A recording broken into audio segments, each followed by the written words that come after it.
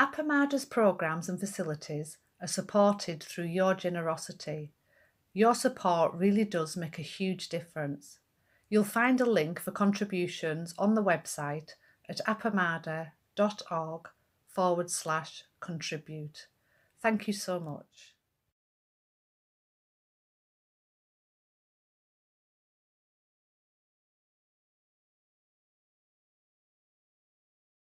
I want to say particular thanks for all the work that all the online monitors do for Appamada. It's a wonderful thing.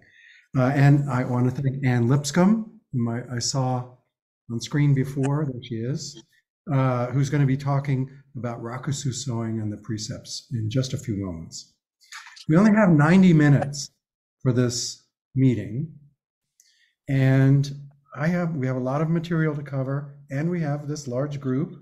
Luckily, it has not spilled over to a second page on my screen yet, so I hope that'll stay stable. And I'm going to be talking a lot, but it is nevertheless crucial to me that our meetings be more than just lectures.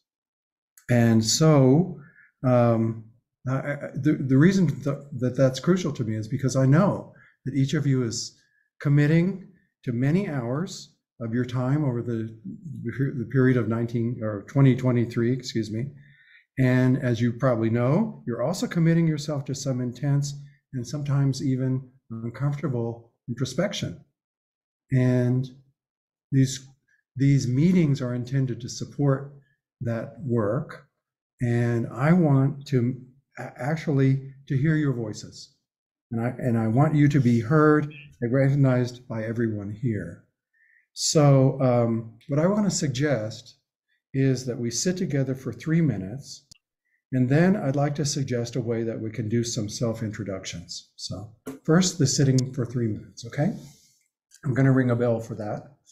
Please take an upright pose, breathe deeply, connect with your Buddha nature, and relax into this moment.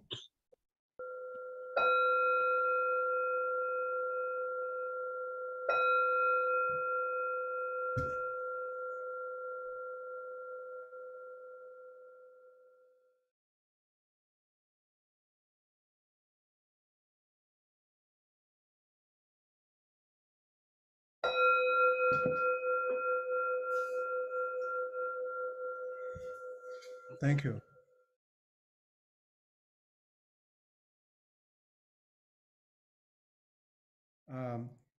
What I would like to suggest is that everybody raise their Zoom hand. You know, you go to the reactions button at the bottom of the page, raise your Zoom hand if you are willing to take part in this brief self-introduction thing. And okay, I see some people are already starting on that. That's great. Yep. And my plan is that if you have your hand raised, when I call your name in the order that I see it on the screen here, which of course is not alphabetical or anything useful like that, if you have your hand raised and I call on you, that you then unmute yourself as quickly as you can and briefly say your name, say where you are, and how you're connected to Appamada. So I'll go first. I'm Joel Barna. I live in Albuquerque, New Mexico for the last year, and I've been practicing with Appamada since 2007. Okay? So it looks like a lot of people have raised their hands already. This is great. So I'm going to start with Chris Schulman. Can you unmute yourself? So please, folks, be ready to unmute yourself at any moment, okay? You can't tell when I'm going to call on you. So Chris. I'm Chris Schulman. I'm in Austin.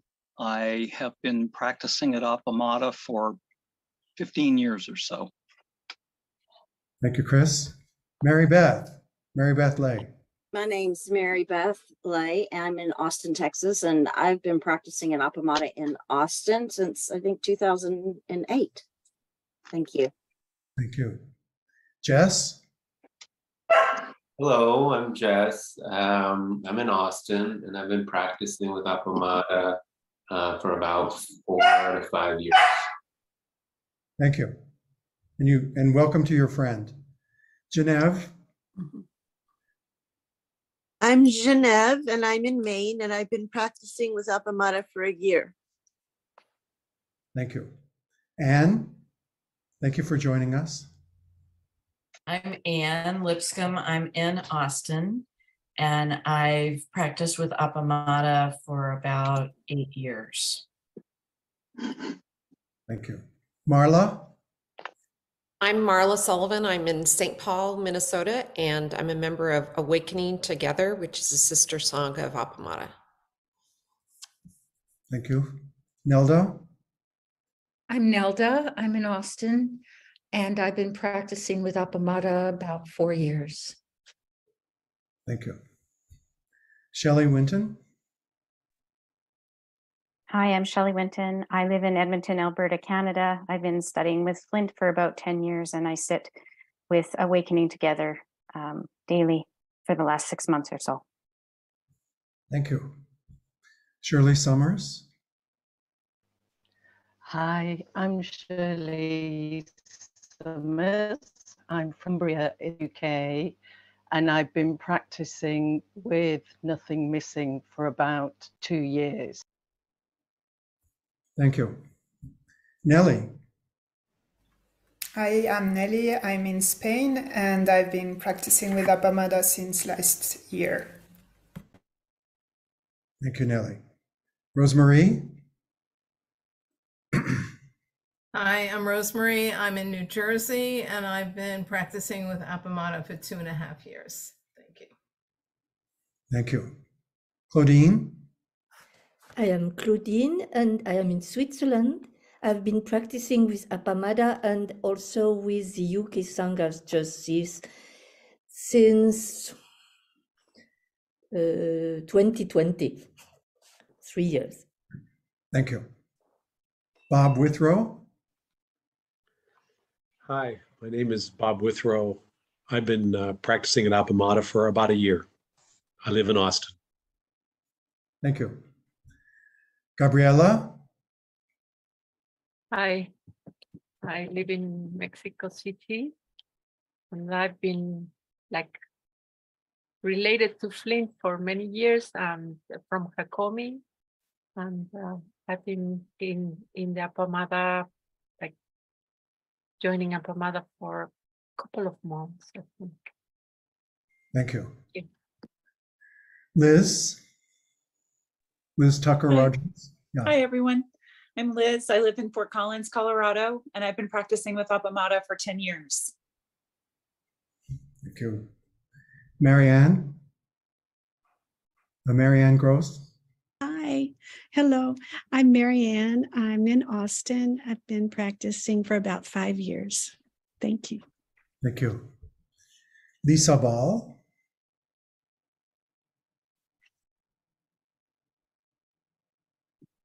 Hi, I'm Lisa Ball, and I'm in Lancashire in the UK, north of England, and I have been practicing with just this Nothing's Missing Sangha from Lancaster, probably for a couple of years properly now, but I have met Flint here in the retreat, so I've kind of had influences from the past, and it's kind of coming more to the fore in terms of my connection.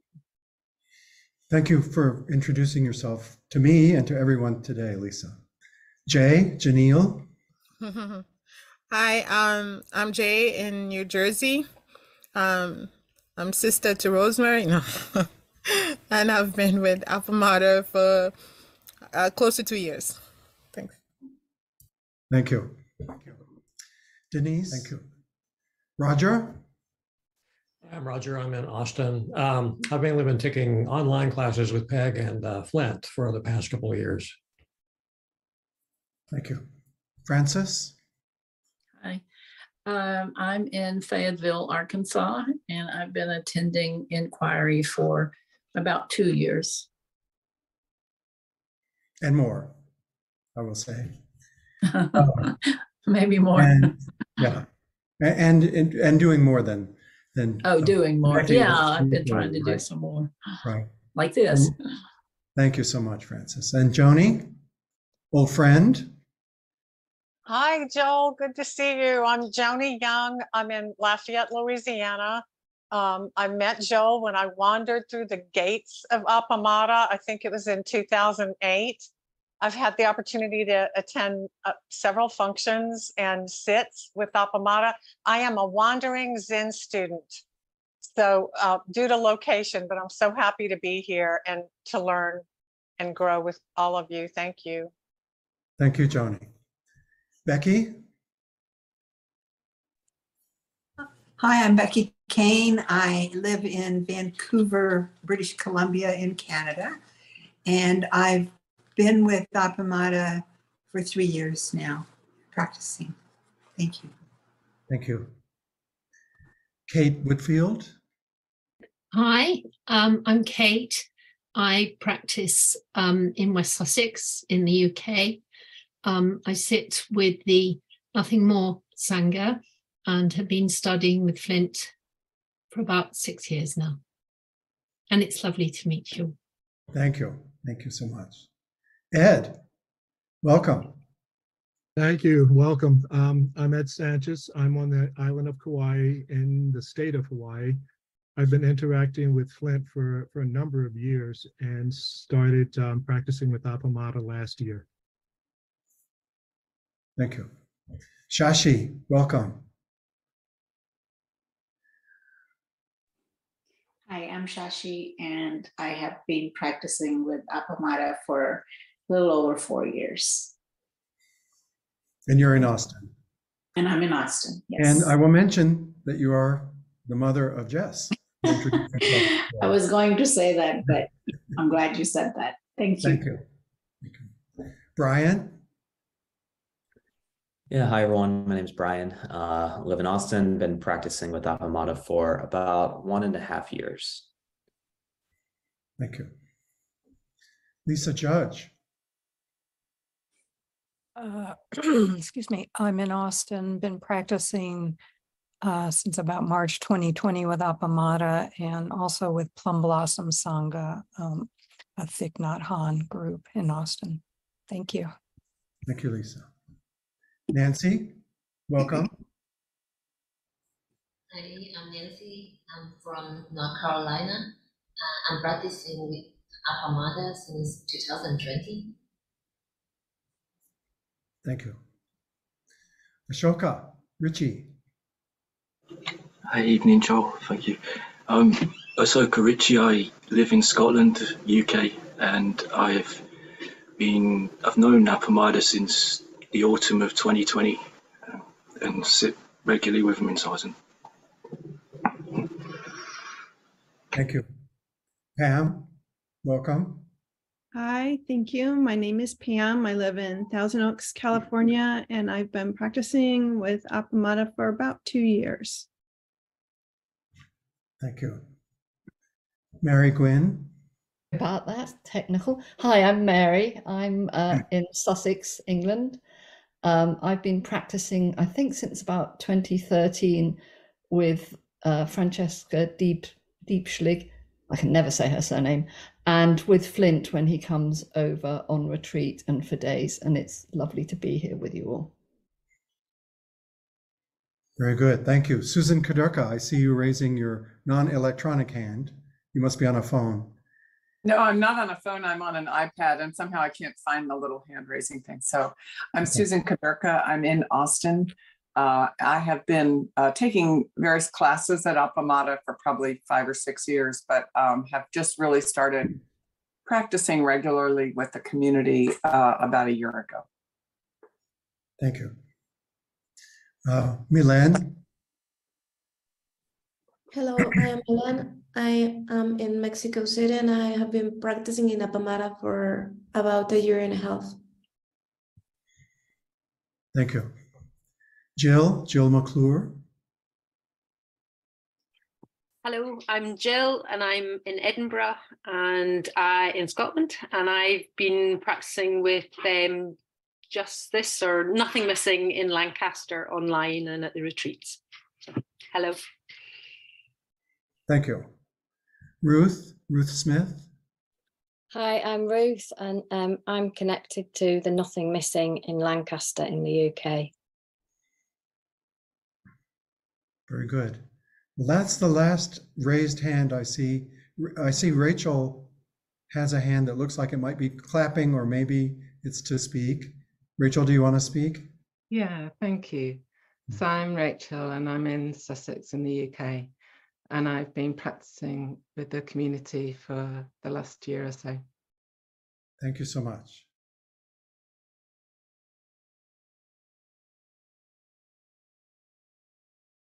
Thank you. So, okay, so I'm going to launch into some talking, and I thank you so much for making that work. Everybody did fantastic, beyond my hopes. So that was great. So I'm going to talk for quite a while now, and I want to give a preview first. I'm going to cover a number of topics, and after the preview, Anne Lipscomb is going to make a presentation, as I said, about sewing rakusu.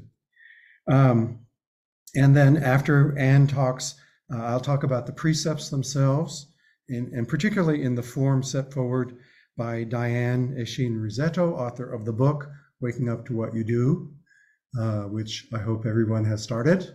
And I'll go over the first chapter and connect that with some other voices about the precepts. And then after that, I'm going to diverge a bit, and I'm going to talk about something pretty personal, two pretty personal things, as a matter of fact. One is mindset, the notion that you can have a growth mindset or a fixed mindset, and how I see that as affecting my approach to the precepts, and how I think it can be useful as something to consider as part of the approach to the precepts. And then finally, I want to talk about the learning record, which is a format that has been traditionally used as a way of recording our path as we study and integrate the precepts in our lives. And it's something that I've had particular trouble with, and I want to present, as they say on the internet, one weird trick that might be helpful in approaching the learning record, particularly if you're somebody like me.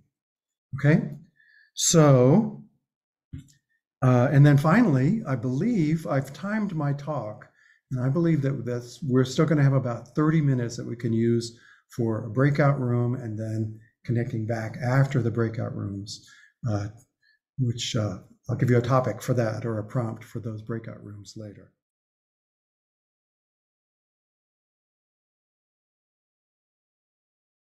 So Anne's going to share something on screen, I believe, and I turn it over to her at this point. I wanted to start the talk about the robe and sewing Buddha's robe and how it relates to the precepts with the robe chant, which some of you may be familiar with. So I'm just going to go through this once, but this is to say that at the beginning of meditation, zazen, at Appamada, we say this 3 times. The vast is the robe of liberation, a formless field of benefaction. Wearing the universal teaching, I realize the one true nature, thus harmonizing all being.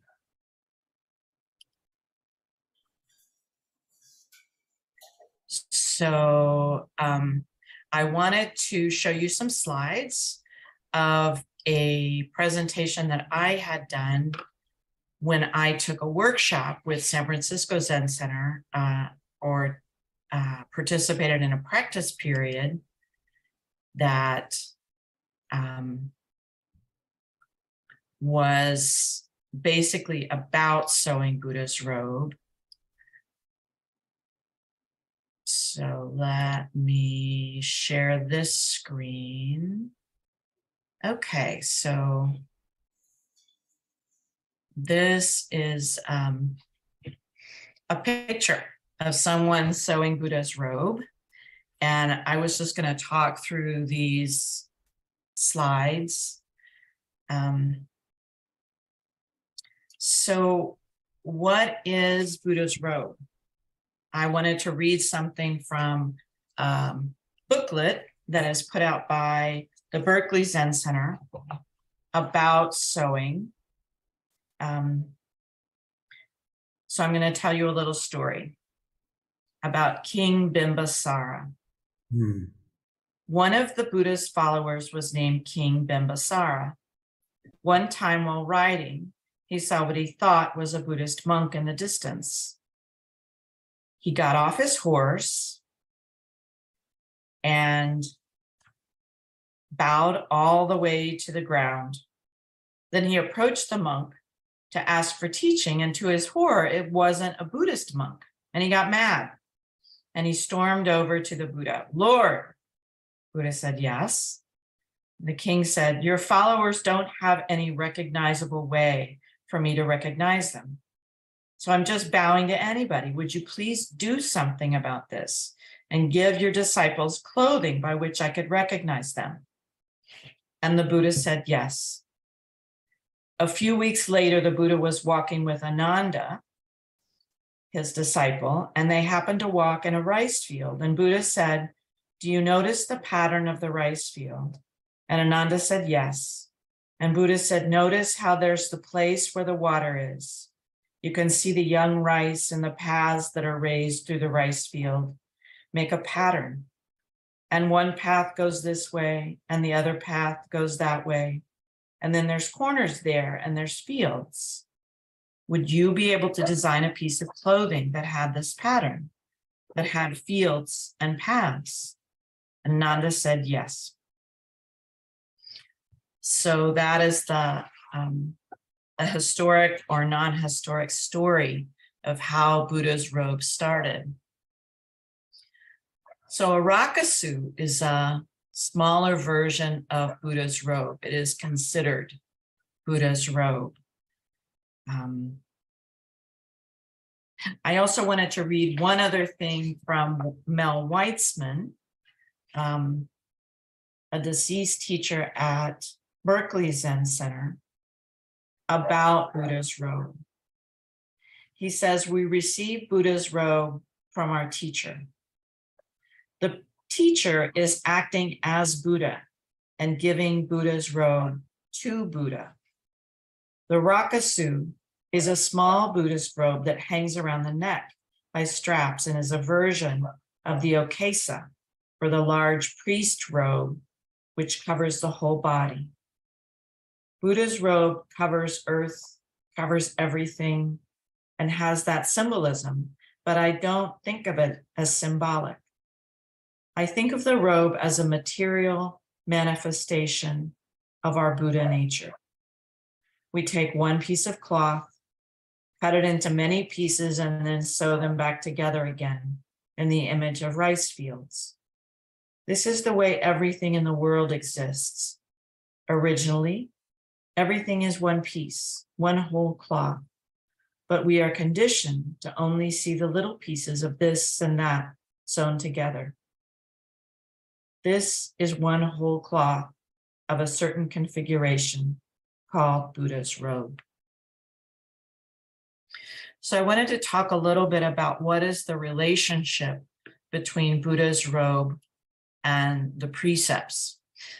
I will say that the paintings in this presentation have been done by Dharma Sister in British Columbia, who is also a sewer of Buddhist robes. And these were paintings that she created while she was in the sewing practice period.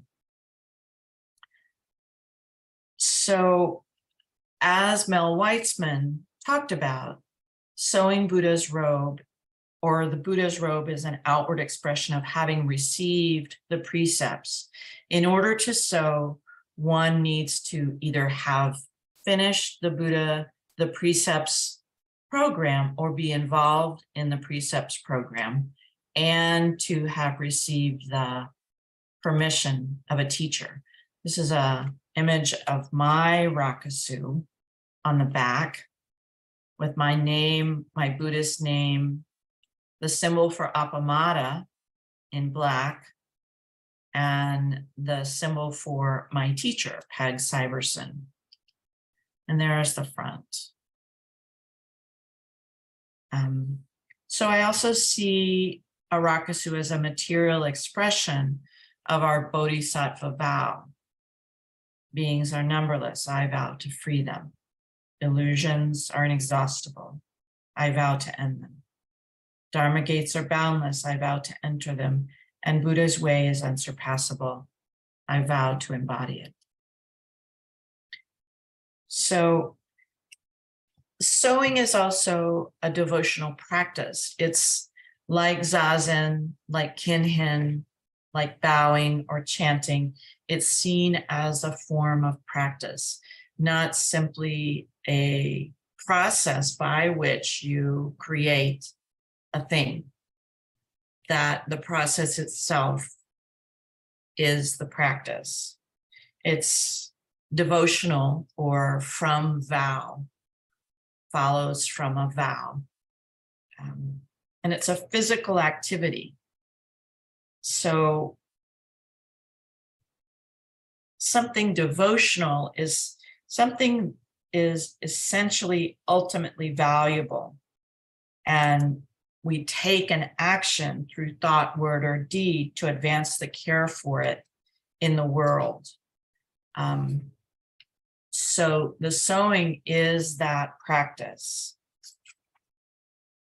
Is that practice of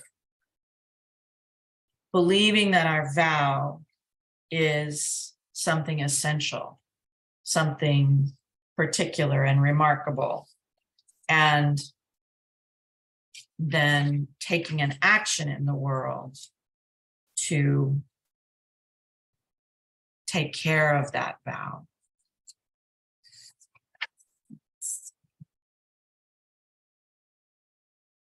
And these are just some images of rice fields and how the young rice is mirrored in the tiny stitches that put the pieces of a rakusu together. With each stitch, there is a mantra that is said, Namu Kie Butsu, meaning, here I plunge my life into Buddha. So at Appamada, in our sewing group, which is every week and an hour and a half long, we have 30 minutes of completely silent sewing.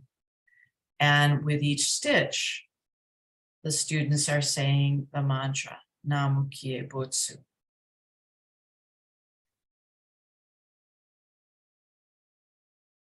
So that's some about the relationship between the precepts and the rakusu. The rakusu is an outward manifestation of having received the precepts, having made that vow part of your life. At Appamada, when the precepts class is complete, there is a ceremony for receiving the precepts that, if you're interested in actually taking that step after the class, then there is a ceremony to celebrate and to acknowledge that you have taken that vow, that you have heard the precepts and want to make that a path of life for you.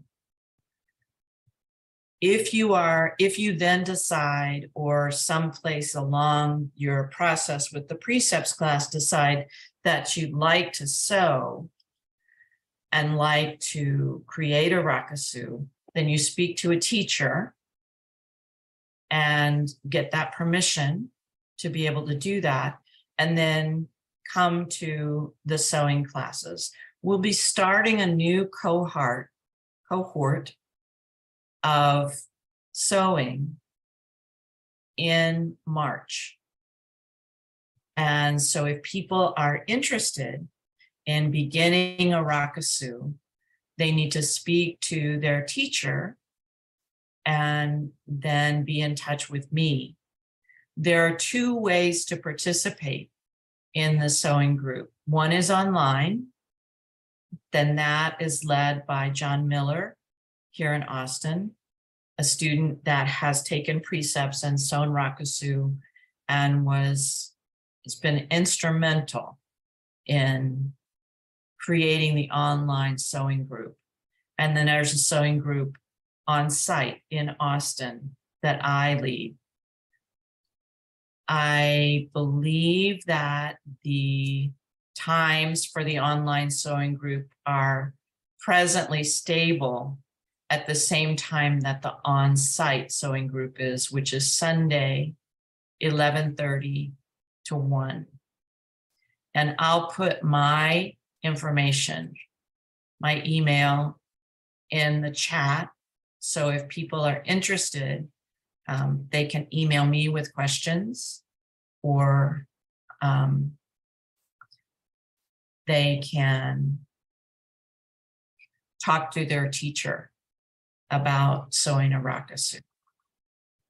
So that's all I really have to say, except that there is another ceremony, there's a couple more ceremonies, when you decide to, there is a ceremony for completion of the precepts if you decide to receive precepts.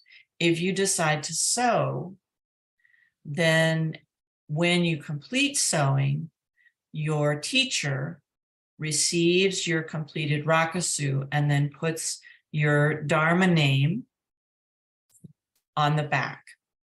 And then there is a ceremony where the teacher returns your rakusu to you. That's called jukai. At Appamada, we have a practice of, for the first year in the life of a rakusu, the rakusu is shared equally by the entire Sangha. And then after 1 year, there's a ceremony to return the rakusu back to the maker, back to the student that created it. So that's unique to Appamada. That's all I really have to say about sewing rakusu. This is Trent Schmiedehaus that just recently finished his rakusu and will be taking jukai in April with Flint and Peg when they're in Austin. Joel, that's all my presentation. I'm muted. Okay, so I will also share Anne's contact information or email address in case you don't get to capture it from the chat today. But if you're interested, she's a wonderful teacher. John Miller is a wonderful teacher. And thank you so much for that really lovely presentation. There's a lot of echoes that I'm going to be saying, not having heard this presentation from you. I'm delighted that there are things that will echo what you were pointing to in your presentation about the rakusu.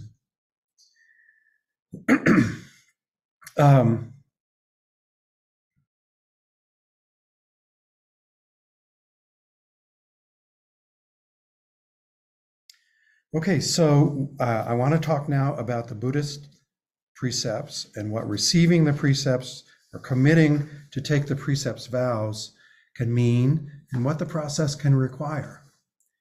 Originally, the precepts were the Vinaya, from a Sanskrit word for monastic discipline. It means rules for living together as homeless monastics. It's from a Sanskrit word that means something like leading apart. Over time, the precepts have been adapted for different cultural settings, and certainly for lay people, not to not have to obey the dozens of rules in the Vinaya, adapted through different cultural settings and for different groups of people. And this arose as it became clear that living a life in accordance with the Buddha's teachings requires strong ethical guidance as a basis for skillful means and for fully embracing the Buddhist virtues of loving kindness, sympathetic joy, compassion, and patience. One important point that cannot be overemphasized or emphasized too much, I'd say.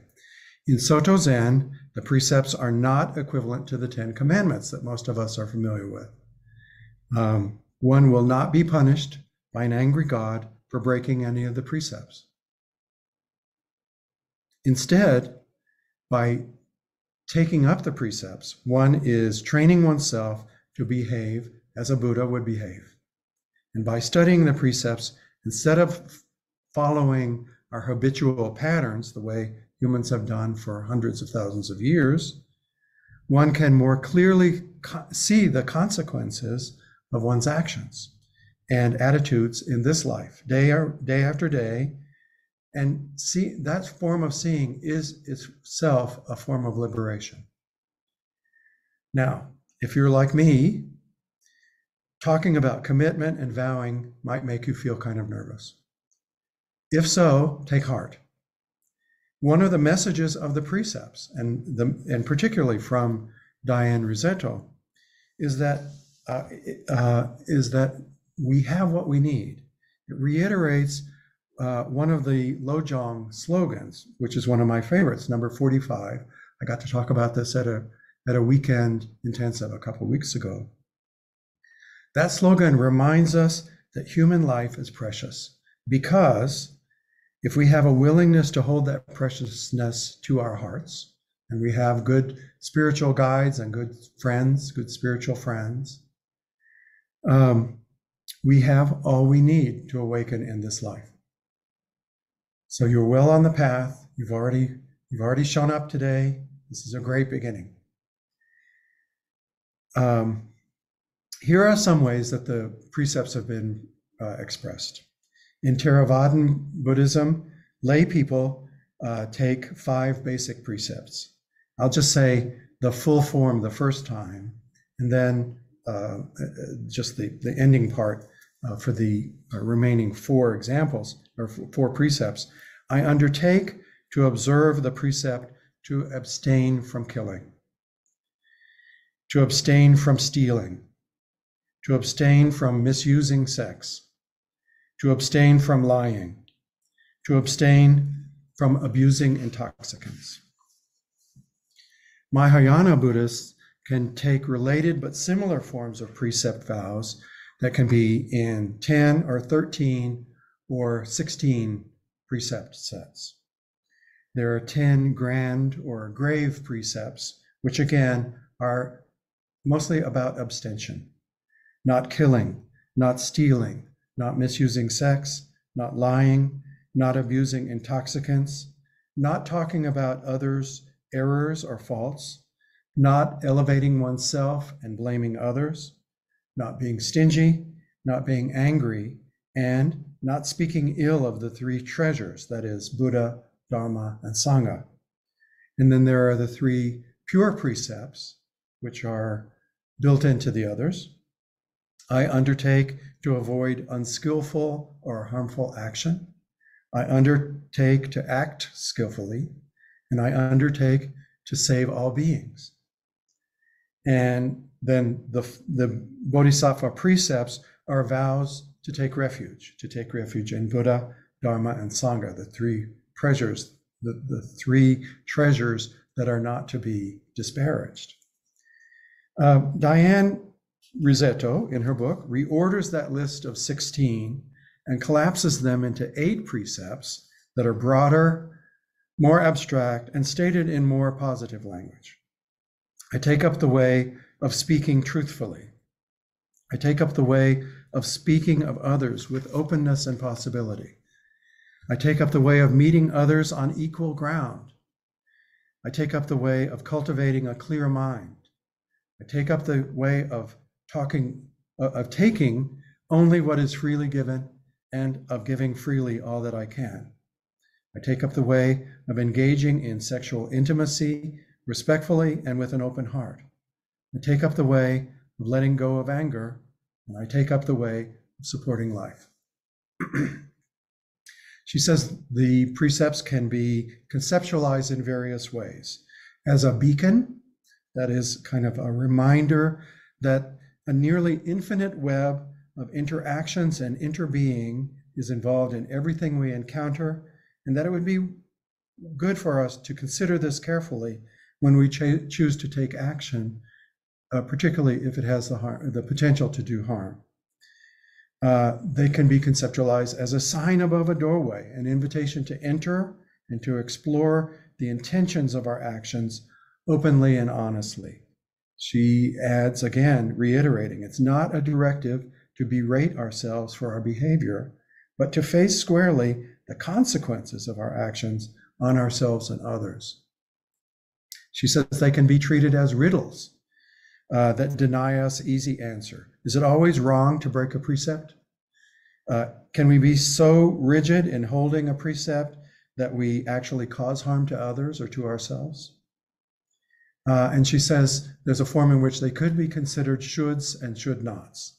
Should in the sense of embracing difficult exploration, and should not in the sense of coming to know when our actions are motivated by selfishness, even when we don't want to believe that about ourselves. She adds a metaphor for approaching the precepts that comes from an interview that she read with a trapeze artist. She talks about the dead spot, that is the point when one is a trapeze artist and one is in midair, and you have let go of one trapeze bar and have not yet grabbed the other one. She writes, whatever it is, no matter how big or small, the dead spot appears when we cannot engage in our habitual way of holding and grasping for the bars, either because we are forced to let go or we willfully launch ourselves into midair.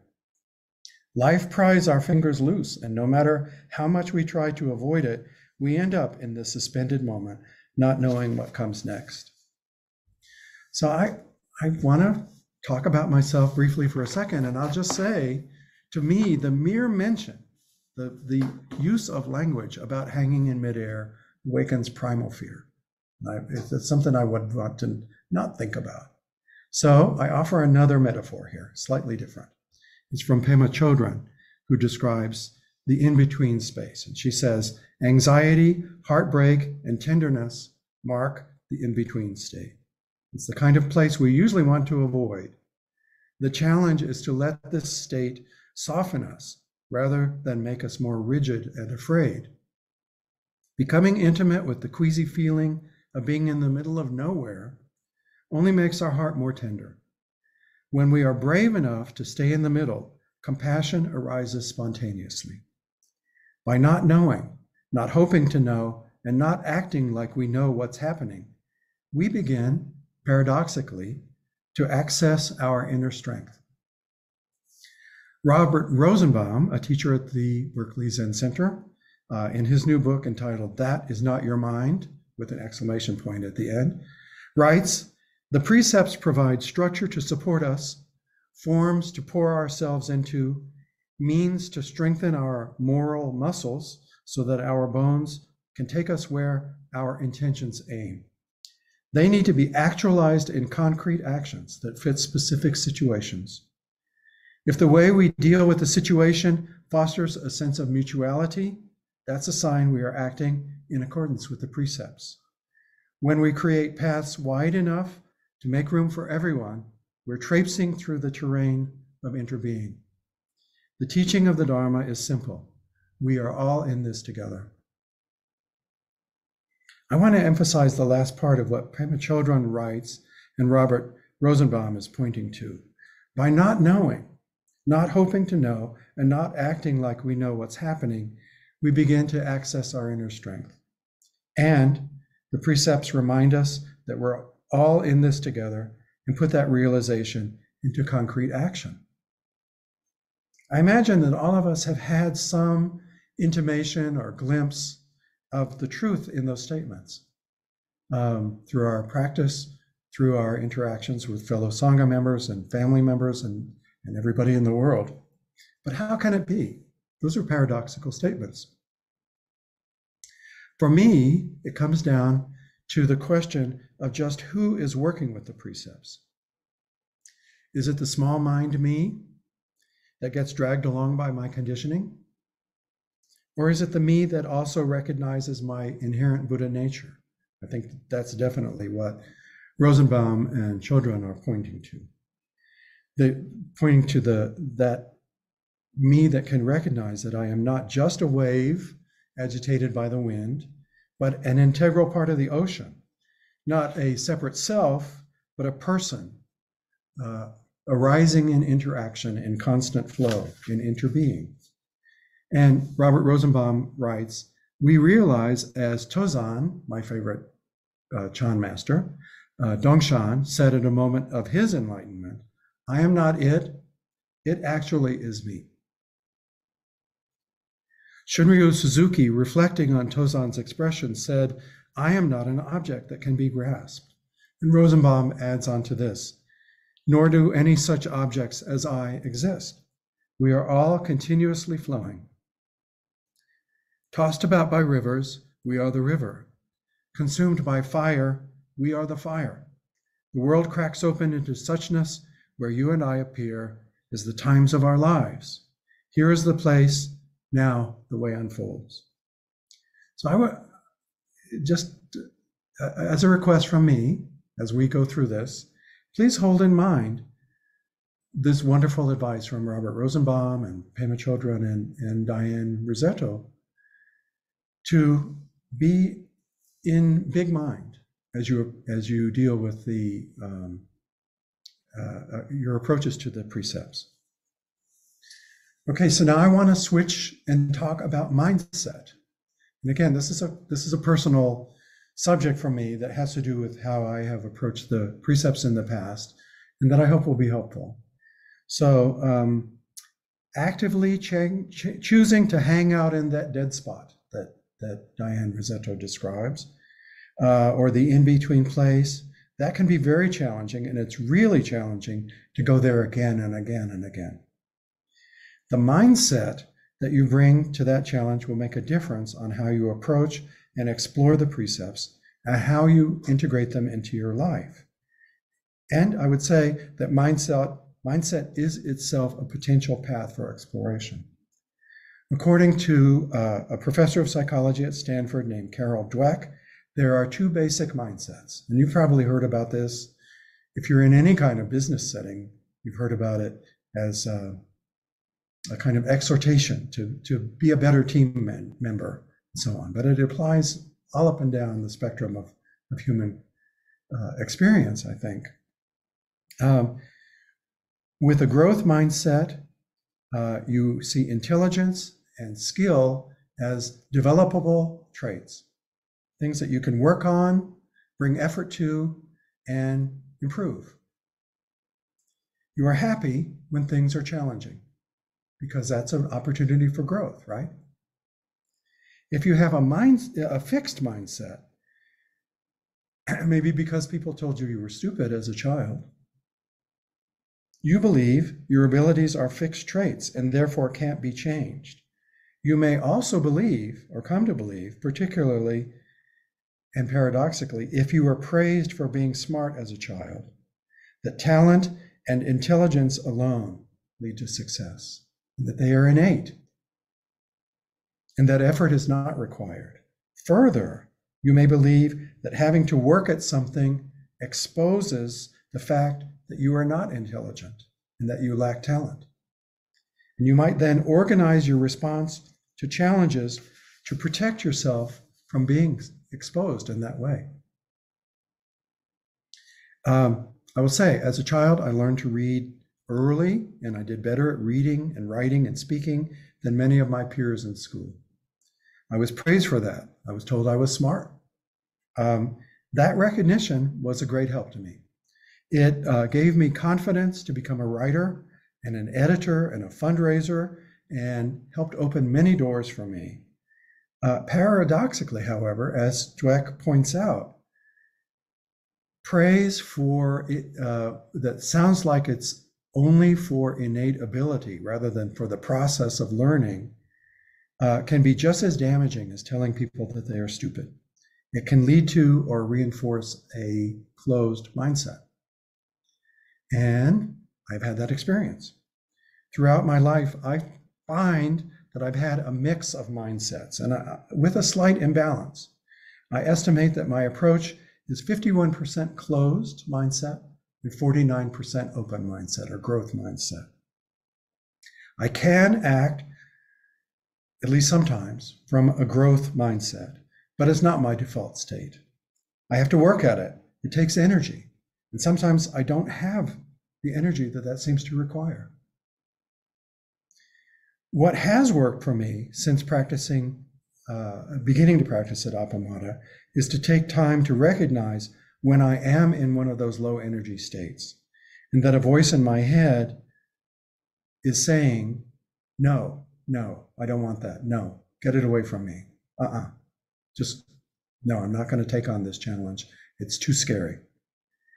And instead of trying to push that voice away, we're trying to push away the part that voice is speaking for. I try to turn toward it and let that part know that it is seen. And I try to do it with the same kindness that Peg and Flint and my friends and my wife and so many Sangha members have shown to me.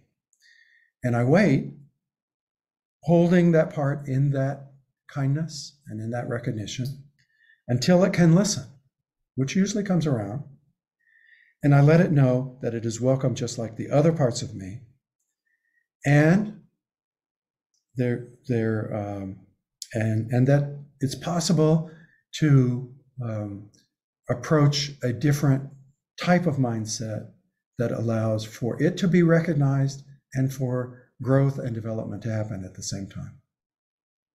So again, that's very personal, but I offer it in the hopes that it will be something that might be of use as you are working with the precepts, which again, you're going to be in some dead spots. You're going to be in some tender, unknowing places as you approach these precepts.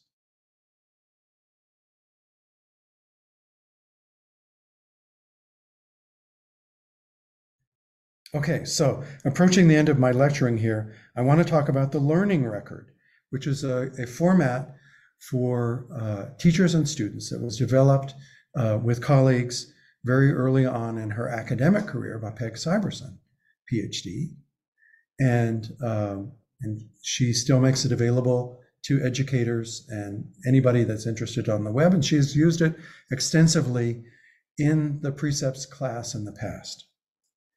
So I want to talk about why I suggest using it for this program. Again, on a personal basis, I'll say that means writing stuff down. And that means sticking to a schedule to write stuff down. I hate that, or the 51% closed mindset part of me just really doesn't like to do that kind of stuff. However, it is possible to make changes with that. And I'm going to suggest some changes, including, as I mentioned before, one weird trick. I've taken the Precepts course several times. I've always hated working with the learning record and reading, talking, learning from others. Those are great. And I get so much. But writing down my inner thoughts, to me, that seems like exposing them to my inner critics. We're more than happy to make comments on the foolish things that I've written down. Admitting that I have a struggle, that's exposing the vulnerable parts to those inner critics. And I will say that I found Peg's instructions for using the learning record very detailed and rather overwhelming.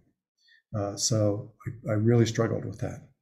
I talked about this a couple of weeks ago with Peg, and she listened very sympathetically, and she said, yeah, I hear that a lot. She said, the learning record is not intended as a vehicle for describing what is wrong with you. And it should not be focused exclusively on struggle. Struggle is okay, but not as an exclusive focus. She said instead, the learning record is a vehicle for recording what you notice, what you learn, what you enjoy, what you discover. So I'll be sending out these comments about this along with the format for it before.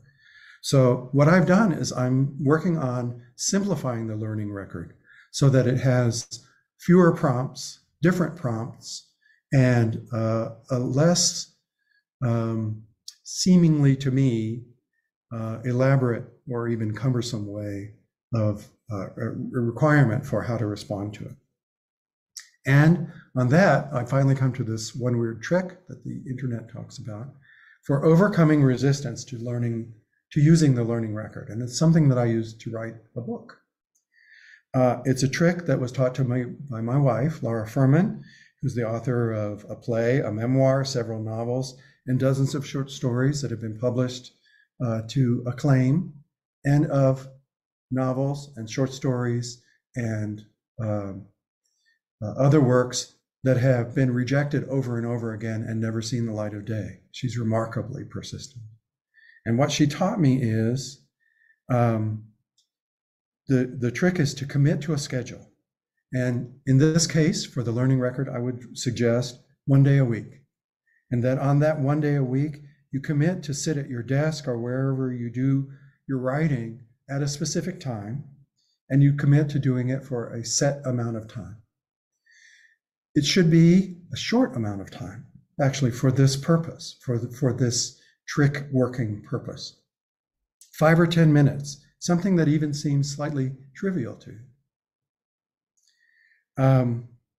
During that time, you can write following prompts about the precepts or whatever project, in my case, it was a book project I had in mind.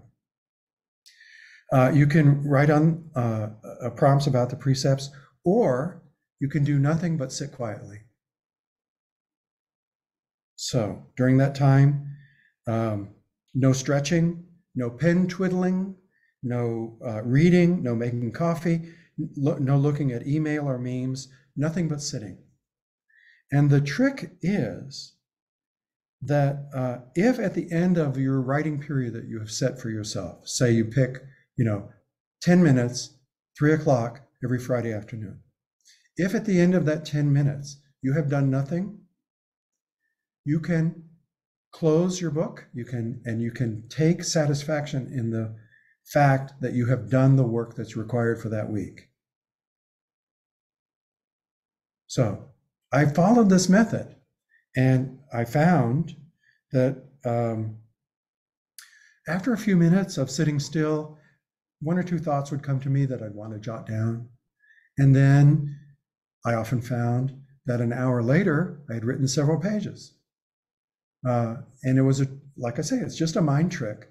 But the key to it was knowing that I could quit at any time after 10 minutes and be satisfied with myself, and that I didn't have to be beating myself up about not doing my work. The work would have been done. So, as I say, over the course of a year, I wrote a book, and it was later published by Rice University Press. And I will say, it was picked as the architecture book of the year by the critic of the New York Times.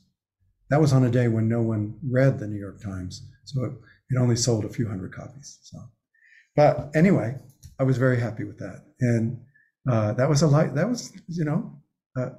weird but life-changing trick that Laura taught me. So what I ask you to do throughout the course of this program is to adopt that weird trick and do what Peg told me. Use the learning record because it helps you see patterns.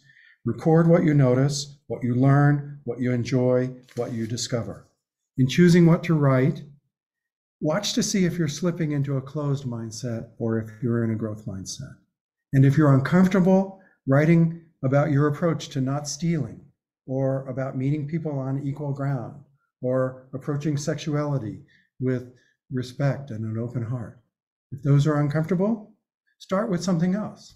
Start with a poem or a drawing that helps you connect with your Buddha nature. See if you can talk about some music or poetry that opens your heart. As E.M. Forster wrote, only connect.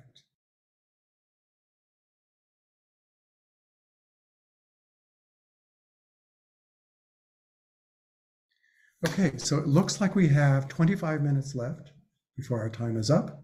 This is excellent. So what I want to do is see if we can have some breakout rooms. And right now, let's see how many people are connected. We have 39 people connected. So I would suggest 5 groups of up to 8 people. So in the breakout rooms, please take a few moments as you are joining the breakout room to get as oceanic and as growthy as you possibly can. And then think if you can find any additional prompts. I suggested poetry or drawing or writing about music or something that eases you into the process of writing about the precepts. And see if you can come up with additional prompts that you'd be willing to share with the other people in your group. And my hope is that we'll have a chance after we reconvene at 22 minutes after the hour that some of those can be shared here. And then I will request that you email me prompts that particularly seem evocative to you. Okay? Hold on. So yeah.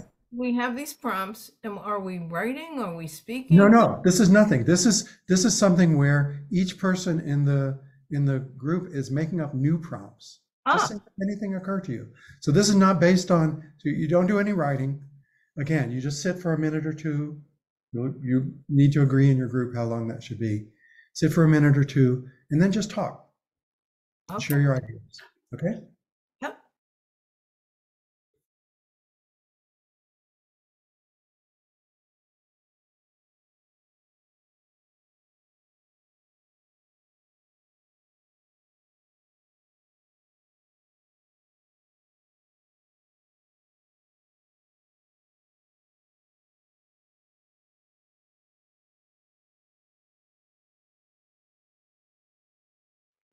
Well, I can only hope that everybody was as lucky in the people that they were in the breakout room with as I was. So, Rosemary, you have a question? Yes, Joel, could you clarify what the prompts are for? And I'm just thinking of I took the Precepts class last year, and the learning record, what we used it for was if we were working on a particular precept that month, did we notice something about our behavior, and then we break that down, take a look at that. So how do the prompts come into that process? The prompts that we were just brainstorming on. Right. So thank you. I was speaking to my resistant part, or speaking on behalf of my resistant part, and what you described is the intention of the learning record, with the caveat that Peg was telling me about a couple weeks ago, that it doesn't have to be and should not be exclusively about struggles, which if you are someone with a closed mindset, you would automatically gravitate to how bad you are and what's wrong with you and all those kinds of things, which you then would want to avoid having to write down. So the prompts are about stepping over the threshold, easing your way to step over the threshold. So starting with something that, as Becky said in our group, that is exciting for you. Starting with something that you love, like Bob in our group talked about being able to connect with the beauty in plants, and that being a prompt to engaging with what he is going to be writing about for a given precept, about meeting others on equal ground, about being generous, and about being honest, those sorts of things. So does that seem good? Okay. So again, thank you very much. I'll be distributing some more about that. So yeah, go ahead.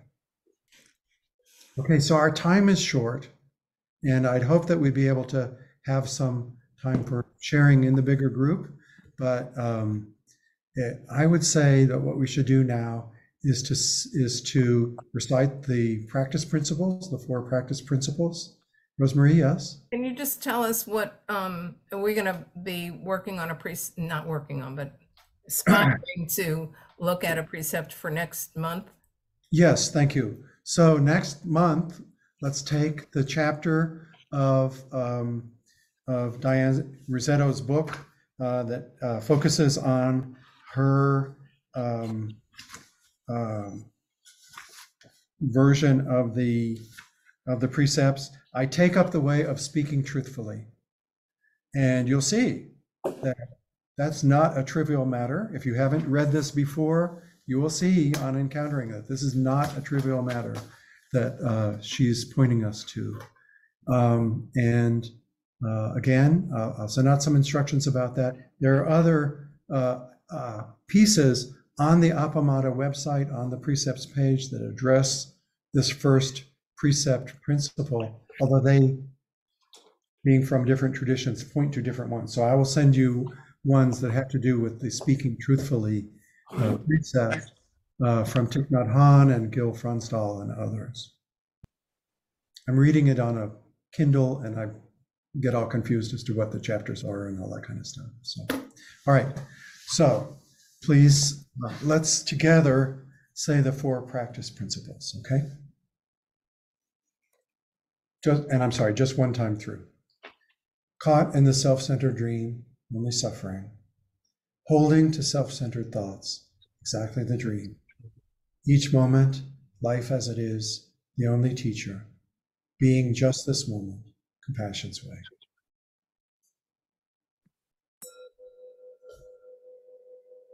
Thank you. Thank you so much. Thank you. Looking forward. Thank you, Joel. Thank you, Joel. Thank you, Joel. Thank you, Joel, and everyone. Yes. Thank you, Joel. Take care. Thank you. Thank you. Thank you.